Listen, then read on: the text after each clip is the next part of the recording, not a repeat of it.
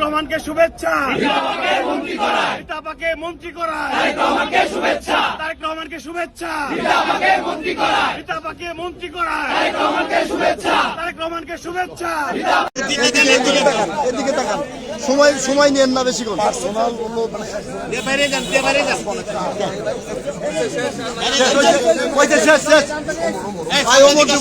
ওমর রে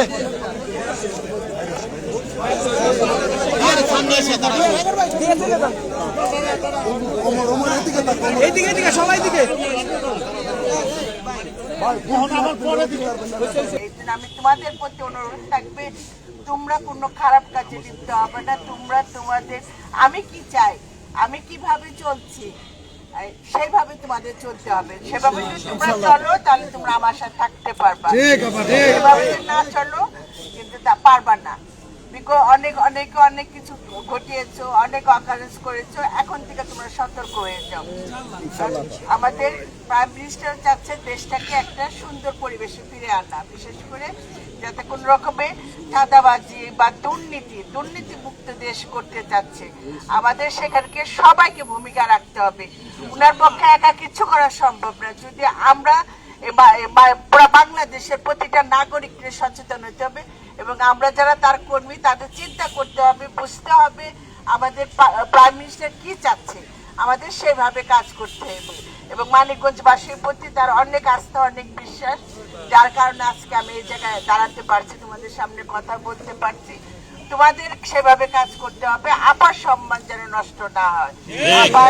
আবার যে গুডউইল অর্জন করেছি সেটা যেন আগামী 5 বছর আমাদের ধরে রাখতে হবে, যাতে জনগণের আস্থা ফিরে আনতে হবে।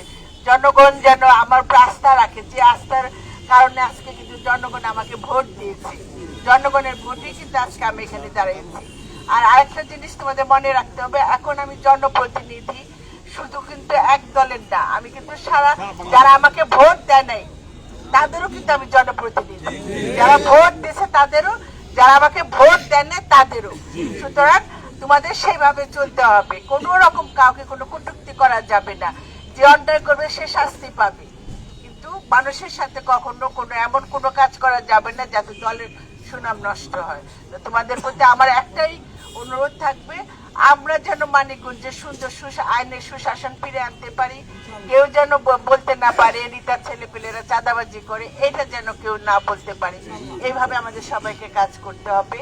আমি এই কিছুদিন হয়তো ঢাকা ব্যস্ত থাকবো, আমি মানিকগঞ্জে আসবো এবং এসে তোমাদের সাথে আবার আমি বসবো।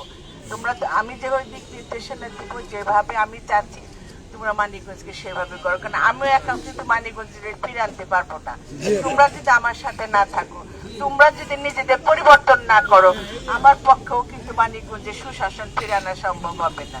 সুতরাং সবার সম্মিলিত প্রচেষ্টা, তোমরা এখান থেকে প্রতিজ্ঞাবদ্ধ হয়ে যাও যে আমরা সবাই সম্মিলিত ভাবে দেশের জন্য, জেলার জন্য আমরা আমাদের সমস্ত লোভ লালসা ত্যাগ করে আমরা একটা সততা আদর্শ নিয়ে মানিকগঞ্জটাকে গড়ে তুলবো। এই সবাইকে অনেক অনেক ধন্যবাদ।